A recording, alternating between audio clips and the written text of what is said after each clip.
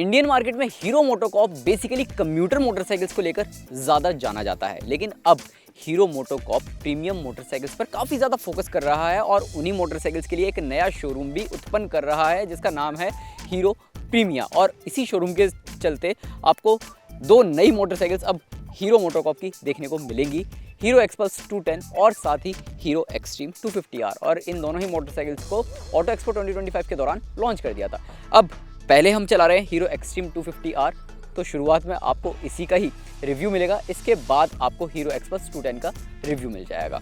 अब इस बाइक में क्या कुछ खास है और क्या कुछ खास हो सकता था, इस फर्स्ट राइड रिव्यू में आपको पता चल जाएगा। तो दोस्तों, मैं हूं अंकित दुबे और मैं इस बाइक को चलाने आया हूं उदयपुर।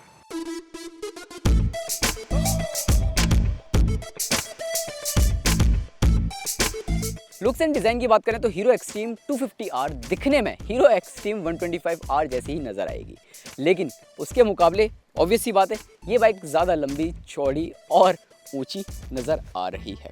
अब फ्रंट प्रोफाइल अगर आप देखेंगे तो यहाँ पर ये जो बाइक है आपको काफ़ी ज़्यादा अलग सी नज़र आती है। ऐसा इसलिए क्योंकि इसमें आपको जो हेडलाइट का डिज़ाइन है वो काफ़ी ज़्यादा यूनिक मिल जाता है। एच शेप में आपको यहाँ पर ये हेडलाइट मिल जाती है और इंटेलिजेंट इल्यूमिनेशन इसमें मिलता है। ऑब्वियस सी बात है, जब तेज़ धूप है तो वहाँ पर जो हेडलाइट का थ्रो है वो कम हो जाता है और जब अंधेरा होता है तो वहाँ पर हेडलाइट का थ्रो ज़्यादा हो जाता है। बाकी यहाँ पर आपको 43 mm के USD सस्पेंशन मिल जाते हैं और यहाँ आपको 17 इंच का टायर मिल जाता है।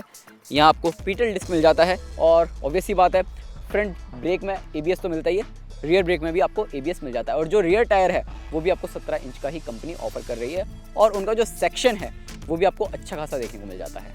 साइड प्रोफाइल आप देखेंगे तो नेकेड स्पोर्ट्स बाइक तो ये नज़र आती ही आती है और साथ ही इस बाइक का जो व्हील बेस है वो भी आपको 1357 mm का मिल जाता है, जो कि काफ़ी ज़्यादा बढ़िया है।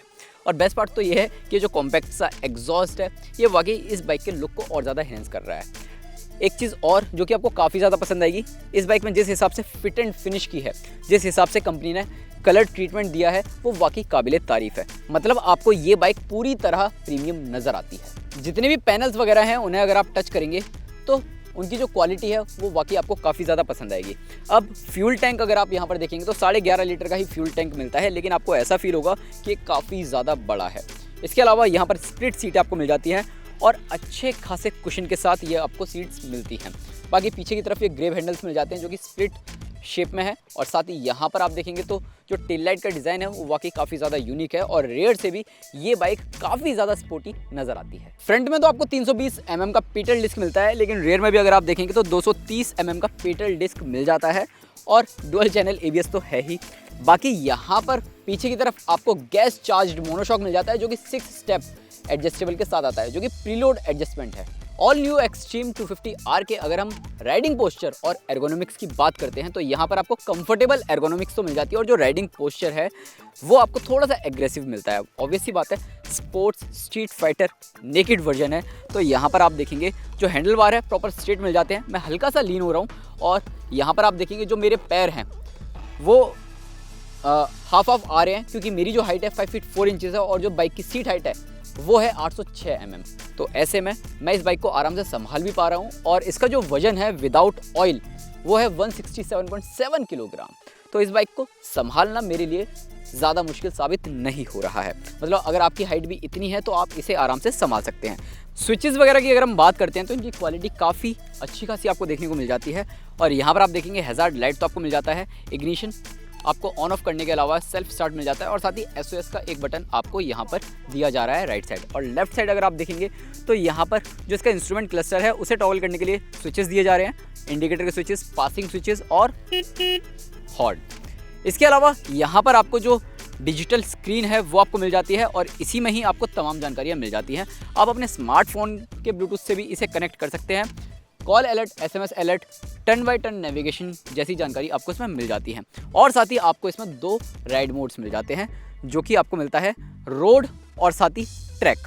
अब बेसिकली ये ABS मोड्स हैं। जिस तरीके से आपको एक्सपल्स 210 में ABS मोड्स दिए जा रहे हैं वैसे ही आपको इसमें भी ABS मोड्स दिए जा रहे हैं। जो ट्रैक है उसमें ऑब्वियस सी बात है जो ABS है वो ज़्यादा से ज़्यादा काम करेगा और जो रोड है उसमें जो ABS है वो हल्का सा कम काम करता है, मतलब जो स्टॉपिंग पावर है वो आपको ट्रैक मोड पे ज़्यादा बेहतर देखने को मिलती है। अब कंपनी बोल रही है कि ये फास्टेस्ट 250 सीसी बाइक है अपने सेगमेंट में, तो ऐसे में यहाँ पर अगर आप स्क्रीन पर देखेंगे तो 0 to 60 और 0 to 100 kmph का जो टाइम है उसे भी आप माप सकते हैं, और टॉप स्पीड कितनी है इस बाइक की वो भी आप यहाँ पर मेजर कर सकते हैं कि आप कितनी टॉप स्पीड तक इस बाइक को भगा सकते हैं। अब ये जानकारियाँ वगैरह तो सब सही है, लेकिन एक दिक्कत ये है कि जो राइड मोड्स कंपनी ने दिए हैं, जो ABS मोड्स कंपनी ने दिए हैं, उन्हें थोड़ा सा स्विच करना मुश्किल हो रहा है मेरे लिए, और ये इजी टू यूज़ नहीं है। आपको काफ़ी ज़्यादा प्रैक्टिस करनी पड़ेगी, उसके बाद ही आप इसे ईजिली यूज़ कर पाएंगे।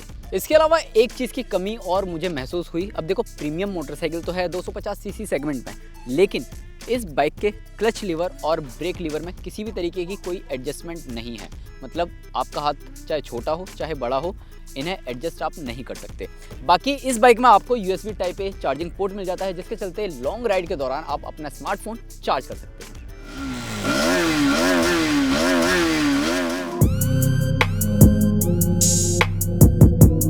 एक्सट्रीम 250R में आप ये जो इंजन देख रहे हैं, ये इंजन पूरी तरह नया है।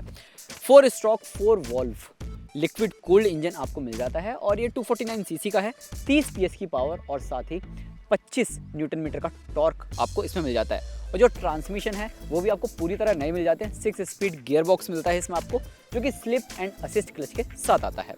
अब इस बाइक का जो इंजन है वो वाकई रिफाइंड तो है, लेकिन हाई स्पीड पर आप चलाएंगे तो इस बाइक से आपको अच्छा खासा ग्रंट देखने को मिल जाता है, और इंजन की थोड़ा सा शोर मचाता हुआ नज़र आता है। अब कंपनी बोल रही है कि 250 सीसी सेगमेंट में काफ़ी ज़्यादा तेज़ ये बाइक नज़र आती है। आपको नज़र आती भी है, लेकिन कहीं कहीं ये आपको अंडर पावर से भी नज़र आती है, यानी आपको उतनी ज़्यादा तेज़ तर्रार ये नज़र नहीं आएगी जितनी ज़्यादा आप सोचेंगे। अब देखो, 0 to 60 और 0 to 100 तो ये तेज़ कर लेती है, लेकिन आप इस बाइक को अगर 120 kmph से ऊपर भगाने की कोशिश करते हैं तो 120 km/h से लेकर 135-140 तक पहुंचने में इसे काफ़ी ज़्यादा वक्त लगता है। मतलब वहाँ पर ये थोड़ी सी स्लो नज़र आती है।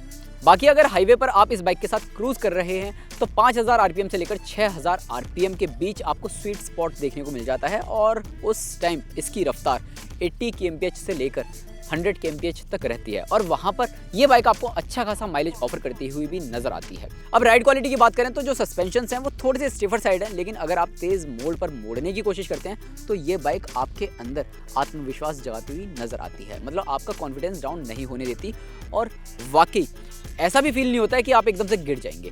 इसके अलावा अगर आप थोड़ी बहुत ऊबड़ खाबड़ सड़कों पर भी चला लेते हैं तो वहाँ पर भी ये बाइक आपको बहुत ज़्यादा झटके देती हुई नज़र नहीं आती, लेकिन हाँ, थोड़े बहुत झटके तो आपको ज़रूर मिल जाते हैं। अब जो इंजन है वहाँ से आपको पावर परफॉर्मेंस तो अच्छी खासी देखने को मिल जाती है, लेकिन माइलेज की अगर हम बात करते हैं तो जो माइलेज है वो भी आपको काफ़ी बढ़िया देखने को मिल जाता है। 35 किलोमीटर प्रति लीटर तक का ये गाड़ी आपको माइलेज आसानी से ऑफर कर देगी। अब इस सेगमेंट में अगर आप दूसरी मोटरसाइकिल देखते हैं जो कि KTM 250 ड्यूक है, अब उस बाइक से इस बाइक का सीधा मुकाबला है, तो ऐसे में वो बाइक आपको कम माइलेज देती है, लेकिन उसके मुकाबले ये बाइक आपको थोड़ी सी पावरफुल ज़रूर नज़र आएगी। साथ ही साथ ये बाइक आपको ज़्यादा माइलेज भी ऑफर करती हुई नज़र आएगी। इतना ही नहीं, इस बाइक की जो ब्रेकिंग है वो भी आपको काफ़ी ज़्यादा बढ़िया देखने को मिल जाती है अगर आप कंपेयर करते हैं KTM 250 ड्यूक से। जैसा कि आपको बताया कि 2 लेवल में आपको ABS मोड्स मिल जाते हैं, तो ऐसे में जो ब्रेकिंग है वो भी आपको 2 लेवल में मिल जाती है, और वहाँ पर आप इस बाइक के साथ खुश रहते हैं। ओवरऑल स्टील ट्रिलिस फ्रेम और रेक्टेंगुलर स्विंग आर्म के चलते इस बाइक की जो स्टेबिलिटी है वाकई काबिले तारीफ है। अब आखिर में बात करते हैं नई हीरो एक्सट्रीम 250R को खरीदा जाए या नहीं।